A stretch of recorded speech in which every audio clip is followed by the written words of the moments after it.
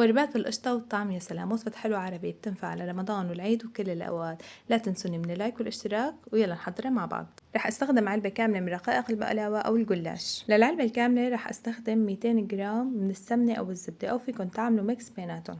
وكل قطعة من العجينة بدهنها بهي الطريقة من كل الأطراف. أنا استخدمت الزبدة، وكتير مهم إنه ندهنها منيح لحتى تستوي معكن.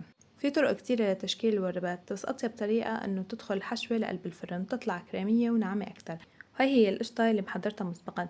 إذا حابين تشوفوا طريقتي بعمل القشطة رح أحطلكن إياها بأول تعليق مثبت. ضفت معلقة كبيرة لكل قطعة ولفيتها بطريقة لف السمبوسة، كتير طريقتها هينة وبسيطة. مهم كتير إنكم تغطوا العجينة وإنتوا عم تستخدموها. بعد الزبدة الزايدة بدهنها وبدخلها على الفرن على حرارة 200 من فوق ومن تحت. بتاخد معكن 10 دقايق بالفرن، وبس طلعت بصفيها منيح من الزبدة وفورا بغمرها بالقطر، وبس بردت صارت جاهزة للتقديم. وصحة وألف هنا.